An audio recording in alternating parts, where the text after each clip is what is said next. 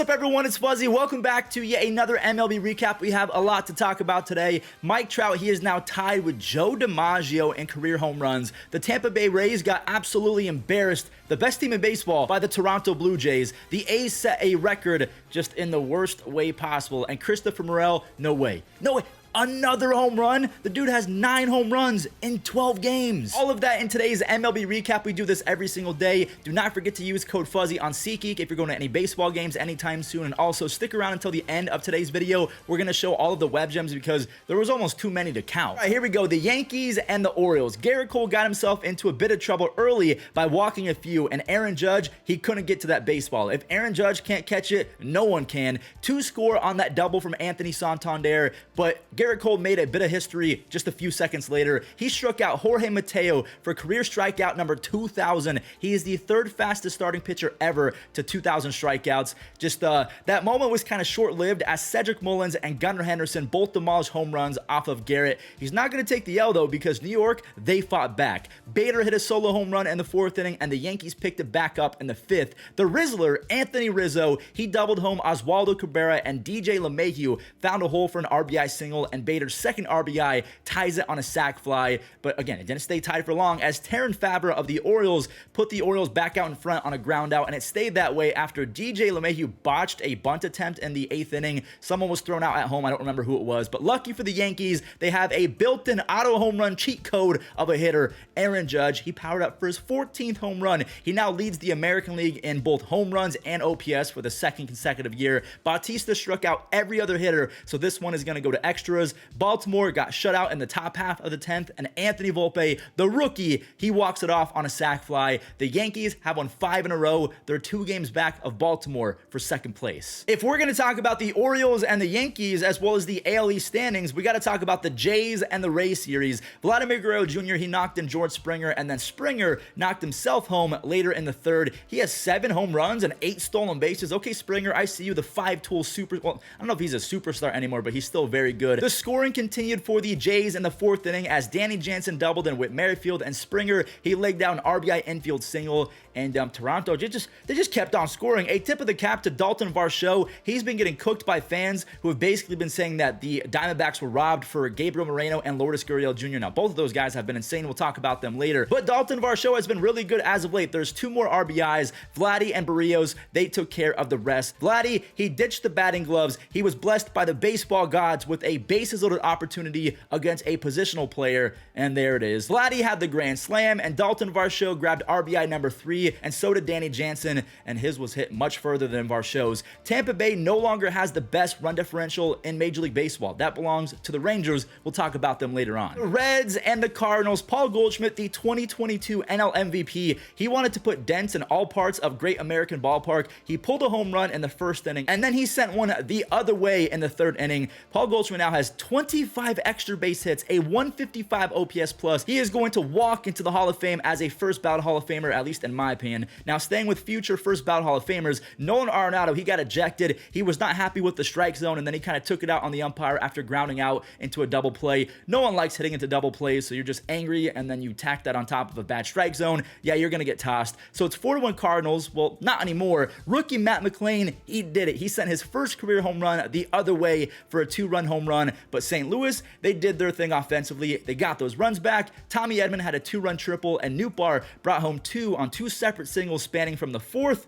to the 9th inning. Ryan Helsley, he worked out of a 2-walk jam. He got a 6th save of the year as the Cardinals beat the Reds 8-5. From one NL Central team to another, the Milwaukee Brewers are yet again facing off against the unstoppable Astros. I think the Astros have won 8 or 9 in a row coming into this one. Joey Wiemer bombs one out. There he goes. 5 home runs, 5 stolen bases, and 3 outs above average already. The dude, I mean, if he can make contact more often, he could be one of the better players in baseball with his top 8% speed as well. Owen Miller, he got hit on a throw from the catcher, so some base running madness ensues. He ends up scoring to give Colin Ray a 2-run lead, and there's Joey Wiemer showing off the speed and the defense to help out his starting pitcher, who nearly went 6 shutout innings. Every other 5 or 6 starts, Colin Ray is actually pretty good, but everything else in between, ooh, he's bad. Brian Anderson, he collected another RBI extra base hit, and so does Owen Miller. The former Cleveland Guardian, he's hitting .347 with 12 extra base hits, 15 RBIs, and a very impressive 145 OPS plus. I'm hoping that he can keep that up because he's started off last season as one of the best hitters in baseball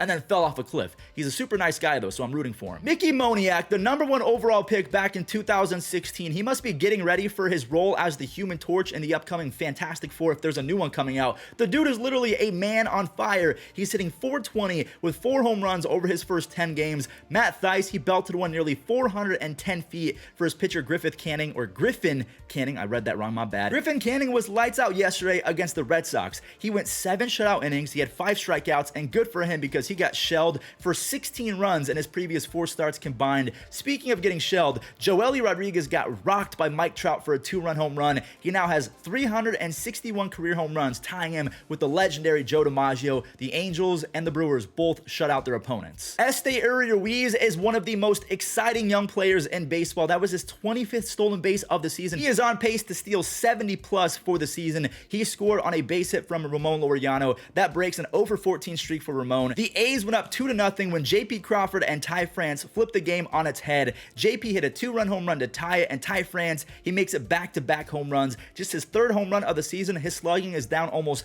50 points from the previous 2 years, so hopefully he can turn it up from here. Marco Gonzalez, he did not allow anything else after that 2-run first inning as Paul Sewald came in for the final inning. He struck out 2. He has 10 saves. The A's have fallen to 30 games under 500. They're 10-40, which is the worst start by any franchise since the 1932 Boston Red Sox. They are all-time bad. The Rangers and the Pirates, honestly, one of the wackiest games I've seen all year. So look at this. Texas twice had a hitter bring home an RBI on a single, and then that hitter scored on a balk. Let me repeat that one more time. There was a hitter that had a single, and then that hitter scored on a balk. First, it was Corey Seager. There's the RBI single. There's the balk. And then it was Josh Young, an RBI single, and then a balk. Okay, a break away from the weirdness. Josh Young, he crushed his 11th home run of the season, and I mean crushed it, almost 450 feet. Nathan Eovaldi is apparently this year's Sandy Alcantara. He has a metal arm right now. I made the joke that Sandy could be the Winter Soldier in the newest Marvel movies, but it looks like Nathan Eovaldi is going to be the guy. Another complete game. He allowed 1 run. He struck out 5. He's gone 8 or more innings in 4 of his last 5 starts. The other was a 7-inning performance, so even when he's not going 8, he's going 7. The 19th ranked prospect in all of Major League Baseball, Bobby Miller, was making his debut yesterday, and it was a tough one because he had to face the Braves and Spencer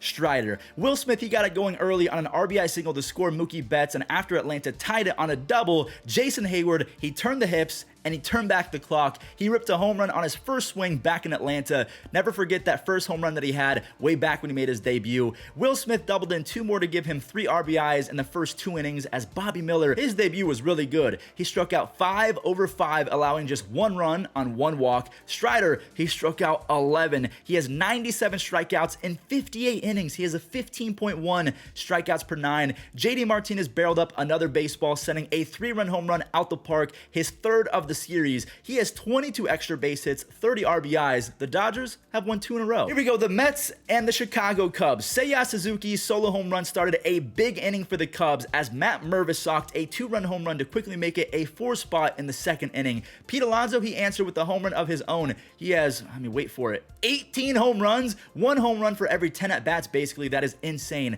Mervis got that run back though. His RBI single made it 5-1. And it's 6-1 now after Dansby Swanson singled home an RBI of his own. Christopher Morel has a hit in each of his last 11 games. He has 8 home runs over that stretch. Can he make it a 12-game hit streak with 9 home runs? Of course he can. 9 home runs in 12 games. He's the first Cubs hitter to do that since Sammy Sosa. The Padres and the Nationals. Juan Soto was back in his hometown. Well, not really his hometown, but the team that he kind of grew up with, the Washington Nationals. He spent 4.5 seasons there. It still blows my mind that a player of his caliber was traded so early on in his career. He's been tearing it up in the month of May, and he continued that hot stretch with another home run. We'll show that in a second because we got to show Xander's 2-run home run. Look at him. He brings home Juan Soto. But also, CJ Abrams, who came over in the Juan Soto trade, he belted a 2-run home run as well after journeyman Brandon Dixon hit his first of the season. I did not want to forget about Brandon Dixon. He has 3 home runs over his last 10 games. Lane Thomas, he went back-to-back with CJ. He ties it up off of Yu Darvish. Lane is hitting .294 with 7 home runs, 4 stolen bases, and almost 130 OPS plus.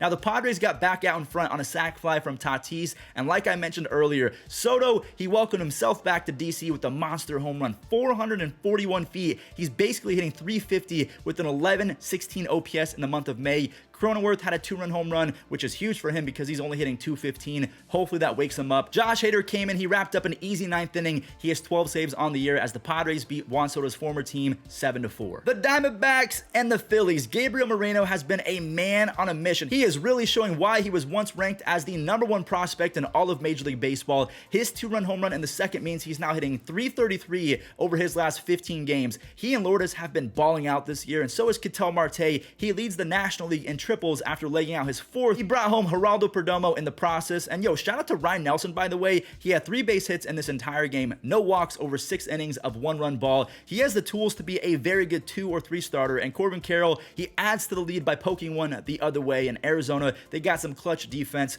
Dominic Fletcher's catch robbed Schwarber of a few RBIs that probably would have tied the game. Instead, Schwarber's going to leave empty-handed. Miguel Castro earned his 5th save of the year, and the Diamondbacks are now winners of 4 in a row. So the Diamondbacks are winners of 4 in a row. The Royals, on the other hand, have lost 4 in a row. Let's see if they can reverse the curse. Now, they did have a tough task of facing the lefty Eduardo Rodriguez, and he has been really good lately. Baez had an error to allow Olivares on base, and Olivares came around to score on a Michael Massey double, who then scored on a Michael Garcia RBI single. By the way, massive shout out to the former Angel. I think his name is Mike Mayers. The dude had 8 strikeouts in less than 5 innings, but because he didn't go 5, he could not qualify for the W. Erod gave up 4 runs on the day, but only 2 of those were earned. So 2 earned runs, 9 strikeouts over 5 innings. That's pretty impressive, but the Royals, they did end up winning after Aroldis Chapman was sent out for the 9th. He looked nasty again. He's thrown 103 a couple times this year. He strikes out 2. He has 2 saves. I think the Royals are going to get a haul for him at the deadline. The Guardians and the White Sox. Will Brennan launched his 2nd home run of the season, and he honored the bird that he hit previously, so you can see that he's giving a flyaway celebration, and because the day before, he hit a bird on a comebacker, and I thought that was sad, and he felt bad as well, so he honored little birdie. Rest in peace. Logan T. Allen, he had 1 mistake pitch to Yasmani Grandal. Logan T. Allen was still in there, but he gave up a few base runners, and then J. Ram, he bobbled that as Yasmani put the ball in play again, so the run scores, everyone is safe. And there's the backbreaker. Romy Gonzalez puts his team out in front by 2. Gonna stay that way as Kendall Graveman converted his 4th save of the year as the White Sox beat the Guardians 4-2. Cleveland's front office and management team should be borderline ashamed right now because it's malpractice. Tyler Freeman, he gets called up after raking. He's barely playing. Ahmed Rosario has -8 DRS at shortstop while your best shortstop is playing second base and you have a shortstop in right field in Gabriel Arias. What are the Guardians doing? It's actually embarrassing and really making... We're going to move on. If we're talking about the 2 best pitchers in baseball to begin 2023, at least in terms of ERA, it's Sonny Gray and Alex Cobb, and they faced off yesterday. Buxton, he had Sonny's back early. He sent one almost 410 feet for a 2-run bomb, his 10th of the season, and Michael Taylor, he launched one later in the 5th to make it 3-0 Minnesota. Sonny Gray, he was cruising. He blanked the Giants through 5, but his arm kind of lost steam or fell off in the 6th inning. San Francisco, they got 2 runs on 2 bases loaded walks. So now it's just a 1-run game in the 7th when Michael Conforto steps in with a runner on facing Jorge Lopez, and Conforto wins that battle. Just like Buxton, Conforto now has 10 home runs. Conforto has a home run in back-to-back games. He's hitting .333 with 6 home runs over his last 12, and the game was over. Alex Cobb is actually going to get the W. As Camilo Doval came out, he legitimately has been the best closing pitcher in baseball the last 4 weeks. The Rockies and the Marlins, if the league is not careful, Jorge Soler might hit 50 this year. 456 feet, my goodness. Now, the Rockies do bounce back with some RBI base hits. Willie Castro singled and Randall Grichuk. Chuck Nasty went to the deepest part of the ballpark without actually hitting a home run on that RBI double, and Grichuk, he plates 2. Those were big-time insurance runs because Garrett Cooper and Jorge Soler, both of those guys combined to almost get Miami back into it, but Garrett Cooper could not save the Marlins again later on in the game. I think it was the 9th inning. Yeah, it was. Pierce Johnson now has 10 saves on the year for the Rockies, but an almost 5 ERA. That was a super long recap. Thank you all so much for watching until the end if you did. Here's a little reward. Here's the web gems. Oh, nice play by Volpe. Gets to his feet, fires, and the scoop on the backhand. Jam shot, right center. Betts is out. Hayward's on. Hayward, diving play. 20, and he missed it. Up the middle, nice play, a sliding stab. Outstanding effort there. To right field. This is carrying well. Ari is back at the wall, leaps up and makes a great catch. Ground ball, diving stop by Max Muncy. Stands and throws right on target for out number 2. Bouncing ball up the middle, going to be a tough play. Terang, the throw. Oh! Oh, what a play! Bryce Terang turning in a special play at second base. Now, and Jared Young lifts a fly ball out to deep left. Bolt back on this. He's on the track. He's near the wall, twisting, turning, jumps up and makes the catch. Mayhew belts one to short. Mateo with a one-hop pick. Well, that doesn't get a whole lot better than this. I was telling Paul O'Neill,